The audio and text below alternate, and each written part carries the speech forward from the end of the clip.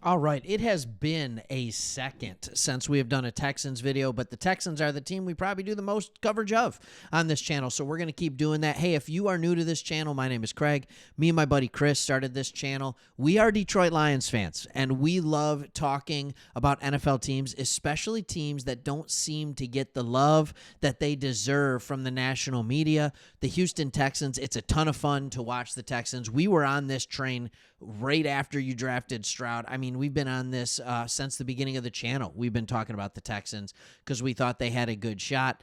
And don't worry, you will never hear us do a Cowboys video on here. But in this video, I want to talk about how the Texans have won the offseason thus far by doing almost nothing. They've had very few moves, but the one that they made was very, very important. So it's important to get a look into what their situation looks like. They have a pick in each of the first 5 rounds of the NFL draft. We understand that's coming up, but they don't have like just a huge, massive amount of picks. They also don't have salary cap room. They just flat out don't have salary cap room. So when you look at that, you have to realize, like, all right, so how are they going to make a difference? What are they going to do to create confidence and change this team from a team that is going to make the playoffs and lose in the divisional round, which is what they've done the last couple of years, and then make it even better? And what they did was they went out and they hired a new offensive coordinator. And that new offensive coordinator comes in the form of Caley. And I like this a lot. When you look at where successful coordinators come from, it's very interesting.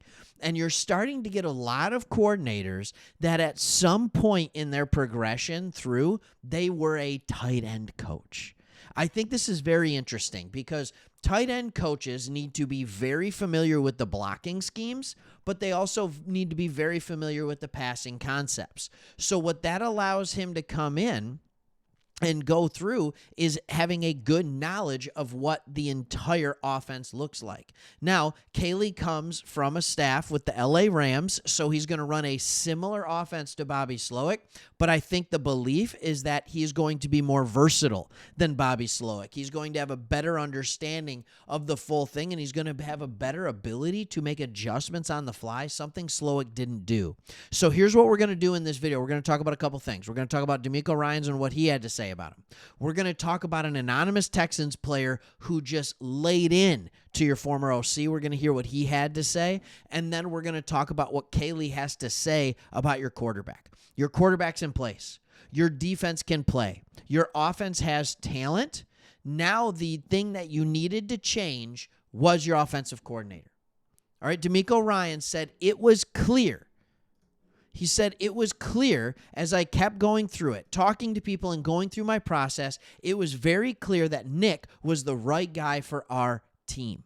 His energy, his leadership ability, and him being able to understand the run game, pass game, with him being in multiple schemes, because it's not just coming from LA, multiple schemes were successful.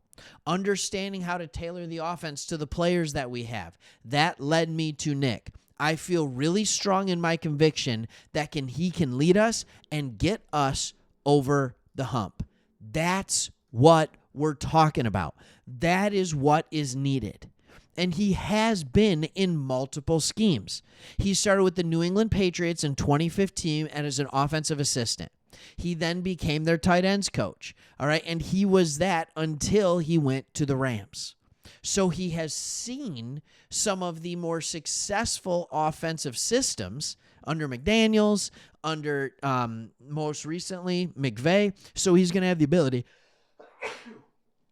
I sneezed. All right, he's going to have the, if you just said bless you in your living room, thank you so much. Anyways, with that, he is going to have the ability to do that. But I don't think it's so much what Nick Caley is going to bring, but more so what Bobby Slowik probably isn't. It was pretty harsh when DeMeco Ryans went, and this was interesting to me. This is how you know you have a player's coach. DeMeco Ryans went out and he talked to his players. And Ryan said it was a tough move to move on from Slowik before praising Caley. It was later revealed that he had no choice since it appears Slowik lost the faith of his players. An anonymous player laid into Slowik. An anonymous player said, I don't think we had a true identity of what we wanted to do. There was a choice word in there, but this is a family-friendly show, not swearing on here. He said, we simply weren't good enough offensively. We had all season to make adjustments and improvements, and it never happened. And isn't that how you felt watching this team? You felt like you had a good quarterback. You felt like you had all the talent in the world, and what happened? You just sputtered offensively all season. Look at the stats from your quarterback. Look at these stats here. He played in 2 less games in 2023, his rookie year, but had 4,000 yards more passing. He averaged 1.2 yards more per attempt. He averaged, what is that? Like almost 60 yards per game more. His touchdown interception ratio, his rating, his touchdown percentage, his interception percentage. Every single aspect of his game was better as a rookie. Do we think that's because CJ Stroud all of a sudden forgot how to play football? Look, we talk about the sophomore slump, but this one was a different level. This was a guy who seemed to still be out there battling. He seemed to still be out there giving it his all, but he simply was not put in a position to succeed. The offensive line magically got so much worse. Is that because the players magically got so much worse or because the scheme was trash? That's a question I have for all of you. What do you think? What was it? Well, Caley, here's what he had to say about his new quarterback. He said simply he can spin it. He throws the ball. He's an accurate thrower of the football. He's a natural thrower of the football. Isn't that nice to hear? It's all of the above. He's instinctive. He's got the it factor. That's what you want to hear.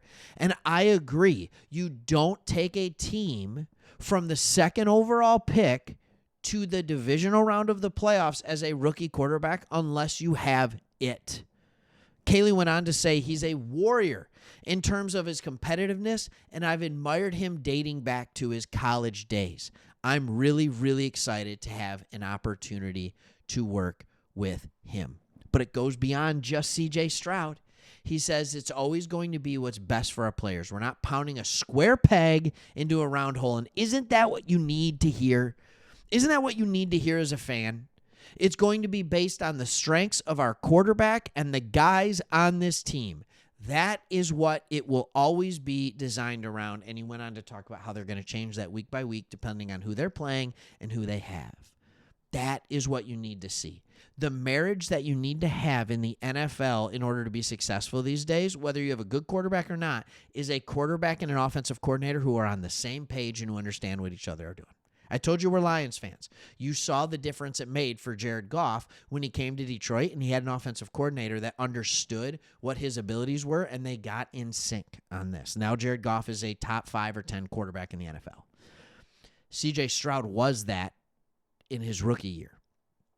I expect him to be back at that going forward from now. This is really good offseason news. They did it well. It's a great hire.